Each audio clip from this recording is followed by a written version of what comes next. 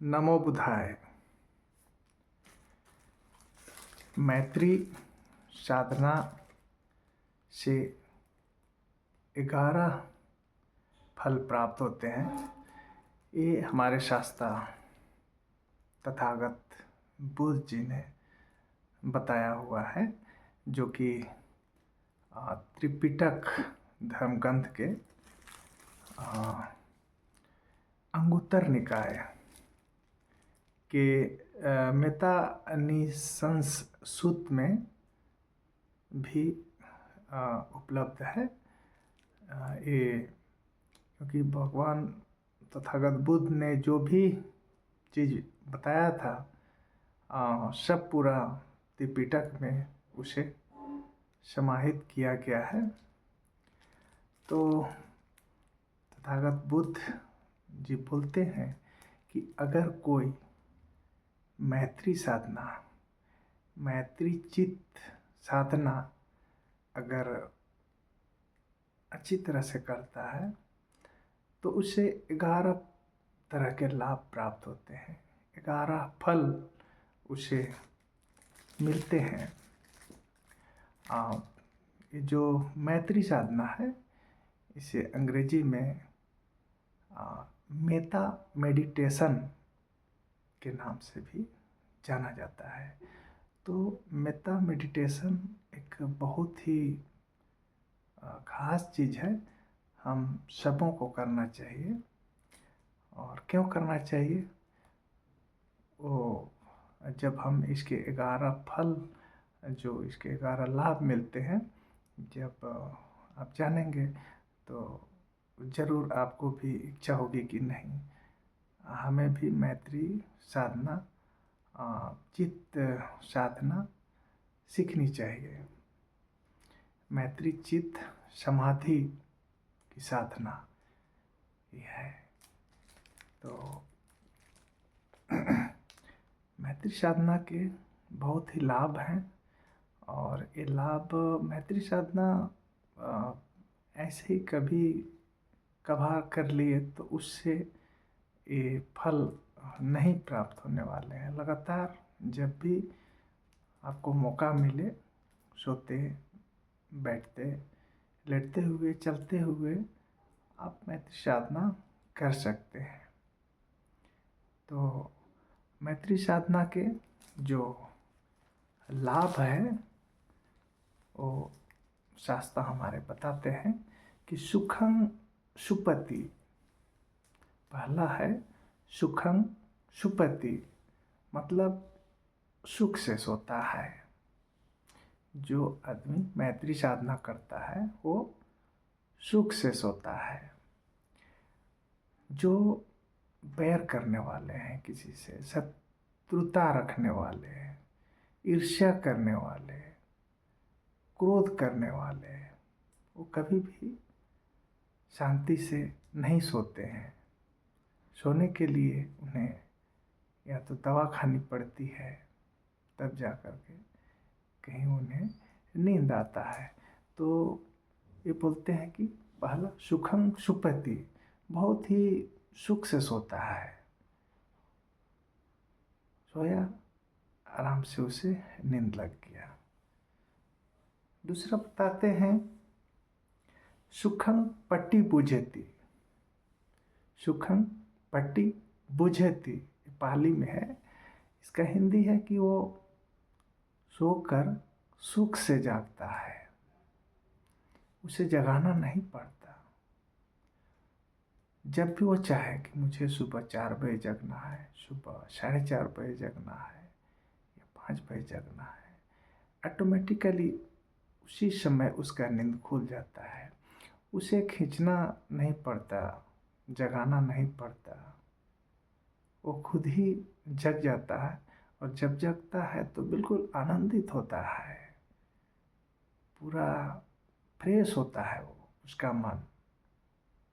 ऐसा है जो मैत्री साधना करते हैं। तीसरा है नपापी सुख सुख स्वप्निनम, मतलब कि वह पापी स्वप्न नहीं देखता है, पापी स्वप्न नहीं देखता है। अन्यथा जो बैर करने वाले हैं, क्रोध करने वाले हैं, ईर्ष्या करने वाले हैं, सपने में मार काट, तरह तरह के परेशानियों में उनका नींद उलझा हुआ रहता है, आराम से नहीं सो पाते। वो जो हैं सपने में बुरे बुरे नींद में बुरे बुरे सपने देखते हैं। तो जो मैत्री साधना करते हैं उन्हें इस तरह का कोई परेशानी नहीं होती, वो सुख से सोता है। इस तरह की परेशानी से वो बचता है। चौथा है मनुषानं पिये होती। मनुषानं पिये होती मतलब जो मैत्री साधना करते हैं वे लोग मनुष्यों में प्रिय होते हैं, लोग उसे पसंद करते हैं कि आखिर कुछ तो है इस व्यक्ति में, इस तरह के। तो मनुष्यों में वो प्रिय होता है।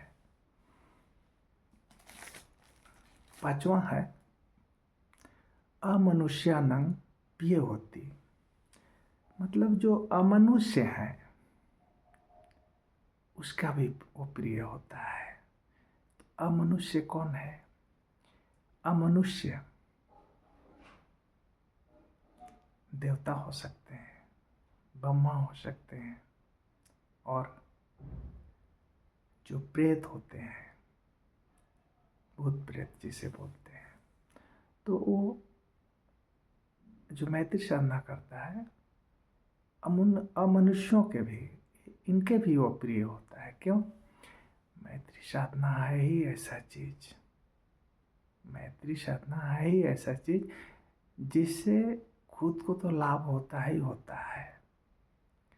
जिस जगह में है आस पड़ोस सब जगह हर किसी को फायदा होता है, सब जीवों को, प्राणियों को, चित्त को, सबको फायदा होता है। इसलिए अमनुष्यों में भी वो प्रिय होता है, क्योंकि इसकी मैत्री साधना से वो भी, उनको भी खुशी मिलती है, शांति मिलती है, आनंद मिलता है। छठा है देवता रखन्ति। देवता रखन्ति, देवता है उस इंसान की रक्षा करते हैं। किसकी? जो मैत्री साधना करता है, चित्त साधना ऊंचे लेवल का, बड़े ऊंचे लेवल का होना चाहिए। लगातार करेंगे, प्रैक्टिस करते करते तो पारंगत हो जाएंगे। सातवां है नाश अगीवा विश्वा साथंगवा कमति। पाली भाषा में है नाशं अगीवा विषंगवा सथंगवा कमति मतलब जो मनुष्य मैत्री साधना करते हैं, उच्च कोटि की मात्रा मैत्री साधना करते हैं, उन्हें आग, विष या कोई औजार विष उसे नुकसान नहीं पहुंचा पाते। अगर किसी ने उसे विष भी दे दिया और उच्च कोटि की मैत्री साधना करता है तो जहर उसे नुकसान नहीं करेगा। यह मैत्री साधना। आठवां है दोटंग चित्तंग समाधियति। दोटंग चित्तंग समाधियति मतलब मन तुरंत शांत हो जाता है।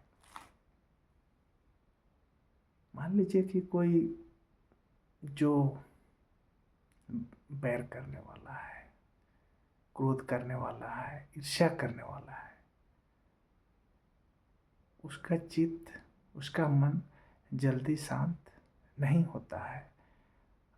हर इंसान किसी न किसी समस्या में, परिस्थिति में फंसा हुआ है। जब किसी तरह की कोई बात होती है, परेशान जरूर होता है, लेकिन उसका मन जल्दी शांत हो जाता है जो मैत्री साधना करता है। नवा है मुख बनो विपदिशति।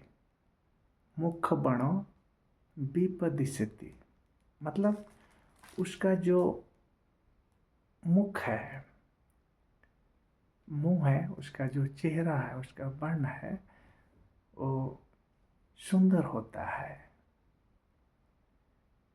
लोग उसे देखना पसंद करते हैं। मुख वर्ण का मतलब हुआ यहाँ कोई काला या गोरा से कोई लेना देना नहीं।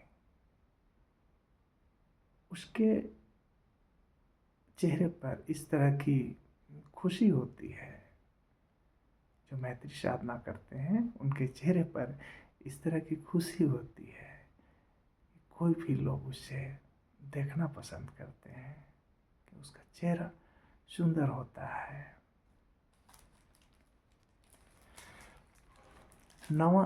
दसवां है असमंग मूले खलम कुरेति। असमंग मूले खलम कुरेति मतलब मृत्यु के समय वो आदमी होश में रहता है जो मैत्री साधना करता है। जो मैत्री साधना समाधि में